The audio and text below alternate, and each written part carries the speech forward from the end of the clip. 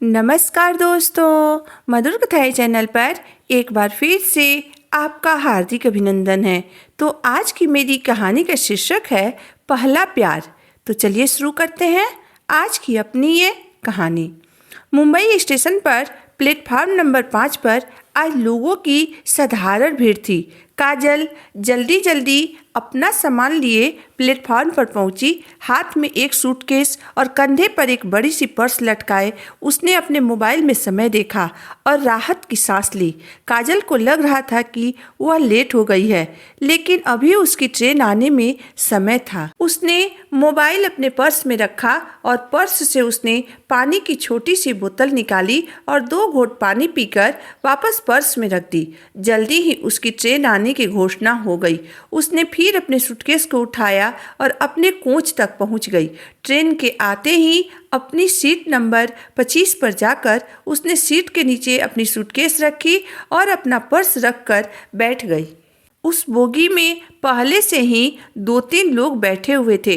काजल ने अपना फ़ोन निकालकर अपनी माँ को फ़ोन किया और बातें करने लगी। वह बोली, आप चिंता मत कीजिएगा माँ, मैं ट्रेन में बैठ गई हूँ और वहाँ पहुँचते ही आपको फ़ोन कर दूँगी। चलिए अब फ़ोन रखती हूँ। यह कहकर काजल ने फ़ोन रख दिया। फिर वह अपने पर्स से एक कहानी का किताब निकालकर पढ़ने लगी। काजल को बचपन से ही कहानी का किताब पढ़ने का बहुत शौक था और आज भी उसे कहानी का किताब पढ़ने में बहुत मज़ा आता था। वह अभी किताब पढ़ ही रही थी कि किसी ने उसे पीछे से आवाज़ दी, जरा पंखे का बटन दबा दीजिए ना। काजल ने जब पीछे मुड़कर देखी तो देखती ही रह गई। सामने वाला व्यक्ति भी उसे देखकर हैरान हो गया। उस आदमी को देखते ही काजल अपने अतीत की यादों में खो गई। उसे एक पल के लिए ऐसा लगा जैसा उसका बीता हुआ कल सामने आकर खड़ा हो गया हो। काजल ने झट से पंखे की बटन चालू कर दिया। फिर काजल उस आदमी की ओर देखते हुए बोली, अरे शिवम, तुम यहाँ कैसे? 6 फुट का लंबा जवान सांवला रंग सुडौल शरीर वाले शिवम ने कहा, मैं तो काम के सिलसिले में जा रहा हूँ, परंतु तुम कहाँ जा रही हो काजल?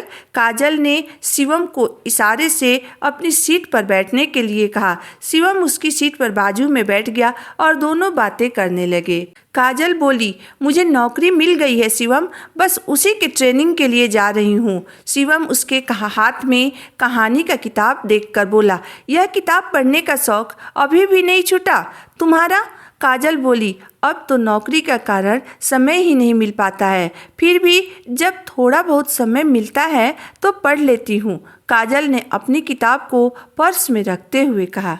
फिर वह शिवम से बोली, अब तुम बताओ, तुम आजकल क्या कर रहे हो? क्या तुम अभी भी पहले की ही तरह सारा दिन काम ही करते रहते हो या फिर कुछ समय अपने लिए भी निकालते हो? काजल ने शिवम से पूछा। काजल की बात सुनकर शिवम बोला, जिंदगी में अगर आगे बढ़ना है तो काम तो करना ही पड़ेगा काजल, आखिर समय बर्बाद करके क्या मिलेगा? इसलिए मैं पहले की तरह ही अभी भी काम करता हूँ। जैसे तुम अपने किताबों में व्यस्त रहती हो, ठीक वैसे ही मैं भी अपने काम में व्यस्त रहता हूँ, ताकि मुझे बीते दिनों की याद न आए और दर्द भी ना हो। तभी उनके बोगी में चाय कॉफ़ी वाला आया। शिवम ने उसे 1 चाय और 1 कॉफ़ी देने के लिए कहा। यह देखकर काजल के चेहरे पर एक हल्की सी मुस्कुराहट आ गई। काजल को जब शिवम ने कॉफ़ी का कप पकड़ाया तो काजल बोली, तुम्हें आज भी याद है शिवम कि मैं कॉफ़ी पीती हूँ? शिवम ने उसकी आंखों में देखते हुए उससे पूछा, क्या तुम मुझे भूल पाई हो काजल? काजल कुछ नहीं बोली और धीरे धीरे कॉफ़ी पीने लगी। करीब 10 मिनट तक दोनों खामोश रहे। काजल खिड़की की तरफ देख रही थी और शिवम काजल को कितना कुछ बदल गया था उन दोनों के बीच। अभी वह दोनों अपने बीते हुए कल के बारे में सोच ही रहे थे कि तभी सामने की सीट पर बैठे अंकल जी को खांसी आने लगी। उनकी पत्नी ने उन्हें गिलास में पानी देते हुए बोली, आप ठीक तो है ना? उनकी पत्नी के चेहरे पर चिंता का भाव साफ साफ नजर आ रहा था। अपनी पत्नी की ऐसी हालत देखकर अंकल बोले, तुम बेकार में चिंता करती हो, मुझे कुछ नहीं हुआ है। काजल ने खामोशी को तोड़ते हुए आंटी से बात करना शुरू कर दिया और उनसे पूछी, आंटी आपकी शादी को कितने साल हो गए? आंटी बोली, 40 साल हो गए बेटा हमारी शादी हुए। तभी अंकल बोले, अब तो हमें एक दूसरे की आदत हो गई है, अब हम आपस में बात करें या न करें, लेकिन एक पल के लिए भी अगर यह मेरी आंखों से ओझल हो जाती है तो मुझे बेचैनी होने लगती है। अब यह मेरी ज़रूरत भी है और आदत भी। शायद इसी को कहते हैं पहला प्यार, जो समय के साथ साथ और गहरा होते जाता है। काजल और शिवम उनकी बातों को ध्यान से सुन रहे थे। काजल भी शिवम की पहला प्यार थी, इसलिए वह आज तक उसे भुला नहीं पाया था। उसने भी 2 साल पहले काजल से यही बात कही थी कि हम दोनों अब एक दूसरे के आदत बन चुके हैं और एक दूसरे के बिना जी नहीं सकते हैं। लेकिन काजल और शिवम के बीच अपने भविष्य, अपने कैरियर और अपनी नौकरी को लेकर ऐसा विवाद हुआ कि जो सुलझ नहीं पाया। हुआ यूँ कि शिवम को विदेश में अच्छी नौकरी मिली थी और वह इस मौके को खोना नहीं चाहता था। लेकिन काजल के घर वालों ने कहा कि अगर शिवम बिना शादी किए यदि विदेश गया तो फिर काजल के साथ उसका रिश्ता खत्म। काजल भी यही चाहती थी कि शिवम उसके साथ शादी कर ले, परंतु शिवम सोच रहा था कि अगर वह शादी के लिए रुक गया तो हो सकता है कि यह मौका किसी और को मिल जाए।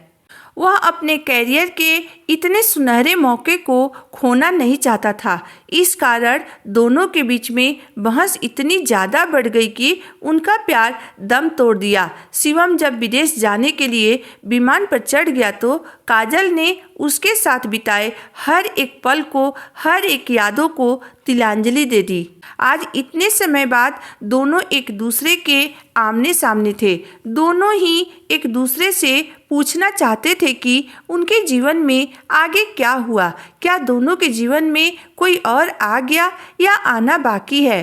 क्या उनकी जगह किसी और ने ले ली? लेकिन दोनों एक दूसरे से पूछने की हिम्मत नहीं जुटा पा रहे थे। तभी उन दोनों की खामोशी को तोड़ते हुए उनके पास बैठे अंकल ने पूछा, क्या आप दोनों एक दूसरे को पहले से जानते हैं? काजल ने सिर हिलाकर हाँ में जवाब दिया। बातों ही बातों में अंकल ने शिवम से पूछा, और क्या करते हैं आप? शिवम बोला, 1 साल पहले ही विदेश से लौटा हूँ और अब यहीं रहूँगा। माँ पापा का मन है कि मैं जल्द से जल्द शादी कर लूँ और मैं भी अपनी ज़िंदगी में अब सेटल होना चाहता हूँ तथा एक सुकून भरी ज़िंदगी जीना चाहता हूँ। अब बस एक अच्छी लड़की की तलाश है। यह सुनकर काजल शिवम की तरफ प्यार भरी नज़रों से देखने लगी। तब शिवम ने काजल की तरफ देखते हुए पूछा, तो काजल अब तुम बताओ, तुम क्या कर रही हो आजकल? काजल ने कहा, करना क्या है, बस माँ पापा रोज़ नए नए रिश्ते लेकर आते हैं और मैं उन्हें रोज़ कोई नए नए बहाने बनाकर मना कर देती हूँ। कभी नौकरी का बहाना तो कभी आगे पढ़ने की बहाना, लेकिन लगता है अब मैं उन्हें मना नहीं कर पाऊँगी। यह सुनकर शिवम ने हंसते हुए कहा, क्या कहा तुमने? अभी तक शादी नहीं की? मुझे तो लगा था कि तुम शादी करके अपने पति के साथ सेटल हो गई होगी। शिवम के इतना कहते ही काजल जोर से हंसने लगी और बोली, तुमको देखकर मुझे भी यही लगा था कि तुमने विदेश में ही अपना घर बसा लिया होगा। तभी सामने बैठी आंटी ने कहा, मुझे लगता है तुम दोनों एक दूसरे के लिए ही बने हो, क्योंकि तुम दोनों का इस तरह अचानक मिलना इत्तेफाक नहीं बल्कि ईश्वर की मर्जी थी। अगर तुम दोनों एक दूसरे से इतना प्यार करते हो तो अपने रिश्ते को एक और मौका दो।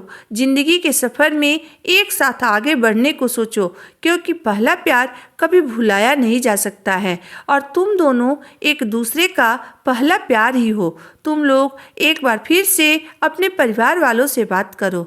काजल और शिवम चुपचाप उनकी बातें सुन रहे थे और मन ही मन सोच रहे थे कि शायद भगवान भी यही चाहते हैं।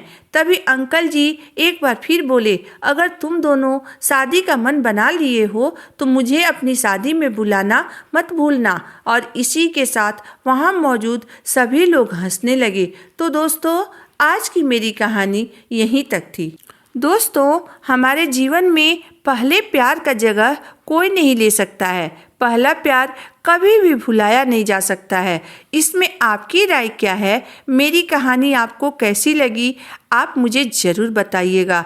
अगर आपको मेरी कहानी अच्छी लगी हो तो मेरी वीडियो को लाइक कर दीजिएगा, चैनल को सब्सक्राइब कर दीजिएगा। तो फिर मिलते हैं एक नई वीडियो, एक नई कहानी के साथ। तब तक के लिए धन्यवाद।